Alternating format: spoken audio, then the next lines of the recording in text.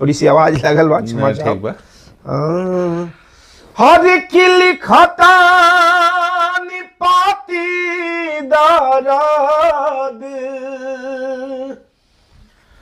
हर लिखता पाती दर्द, अरे करा ताट छाती पाती पढ़ के अइहा, अरे की देवरा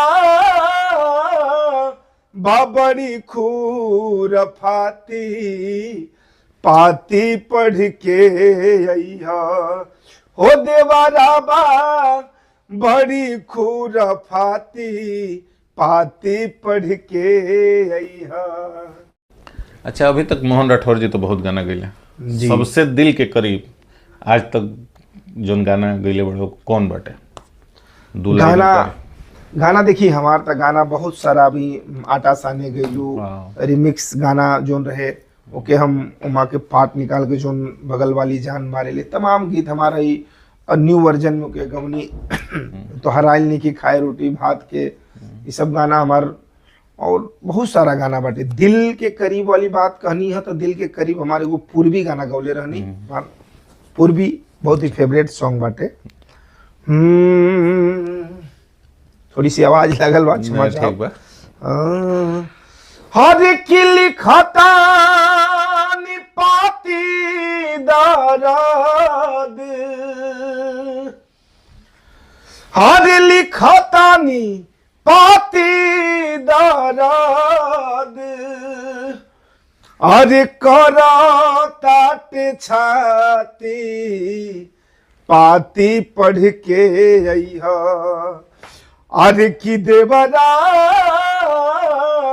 बाबरी खूर फाती पाती पढ़ के अइहा, हो देवरा बा बड़ी खूर फाती पाती पढ़ के अइहा।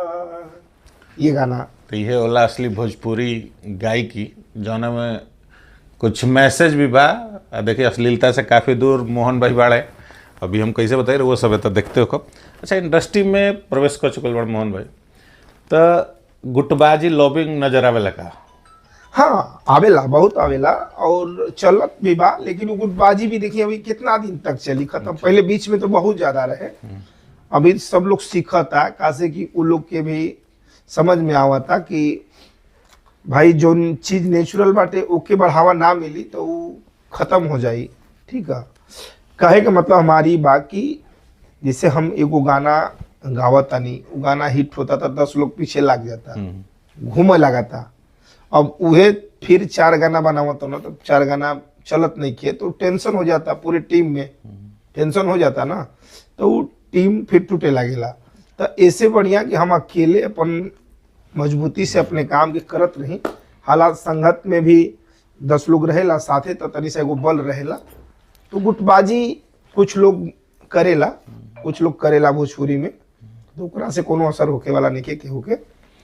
अच्छा, जो नया लड़का आवल चाहता रहे, कहे कि भोजपुरी लोग गावे के कोशिश करता चाहता कि हम इंडस्ट्री में स्थापित हो कि चाहे एगो सफल गायक बने, तो मोहन भाई के 3 दशक के अनुभव लगभग हो चुकल, तो अपना अनुभव से का राय सलाह दी है मोहन भाई की हई तरीका अपनाओ जौना से एगो मुकाम हासिल हो पावे?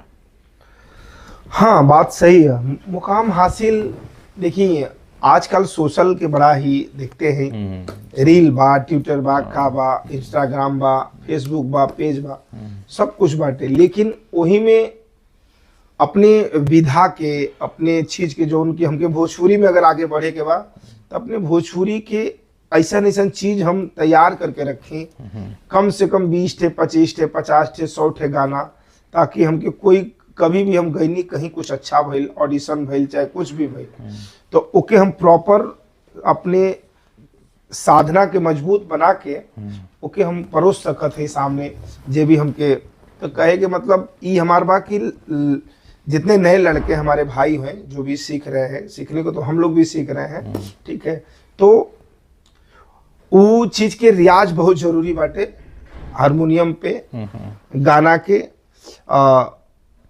पूर्वी छपरैया ई कुल बाटे। और लो नोट वाला गाना तो सब गा लेवेला, लेकिन थोड़ा सा तान वाला भी जरूरी हाई बा हाई सीखल। नोट के ई कहे के मतलब तो इसे रियाज के बहुत जरूरी बाटे। अच्छा, मोहन राठौर जी बॉलीवुड में भी गए, जी तो ओइजा के अनुभव का बा? काहे कि हमो देखनी एगो शो आई रहे जना में दीपिका पादुकोण के साथ एगो शो रहे, ओ घड़ी जब सुर संग्राम जीत के गए रहे, तो ओइजा के अनुभव के बारे में कुछ दर्शकन के। जब अभी एगो शो रहे जो बतावत हैं आप दीपिका पादुकोण जी के और तमाम बॉलीवुड के सब लोग, इंडियाज रॉ स्टार ओकर नाम रहे। India rising star. हाँ, इंडियाज रॉ स्टार रहे और बहुत ही बड़ा उस शो रहे, लेकिन हो सकेला कुछ ओकर समय न होके, इसे वो तनी सा बीच में गड़बड़ हो गई। अच्छा, हनी सिंह उमा होस्ट करत रहने। हनी सिंह जी हमरे घरे अइलन गाजीपुर। अच्छा, पहले चार्टर फ्लाइट से आए बनारस, पहले बनारस फ्लाइट से आए, फिर चार्टर फ्लाइट से यहाँ आए गाजीपुर आए, फिर 2 व्हीलर से, फिर 4 व्हीलर से, फिर ट्रैक्टर से, फिर कैसे कैसे करके पूरा गए थे गांव पे।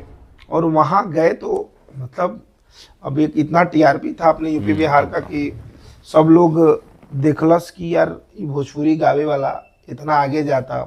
5 सिंगर थे, 13 हफ्ते का एपिसोड था बस। तो 13 हफ्ता के एपिसोड में 5 सिंगर जो अच्छा अच्छा थे सब गायब हो गए, वो लोग छट गए लोग, हम आगे चल गए नहीं। तो वही में मतलब 13 हफ्ता में 12 हफ्ता तक हम रहनी हुआ। तो टॉप 4 में हमारे सेलेक्ट भई रहे, तो बहुत ही अच्छा अनुभव मिलल। उजल हमके पंजाबी, हिंदी, भोजपुरी, बॉलीवुड के भी फ्लेवर बहुत कुछ सीखे के मिलल हमरा के।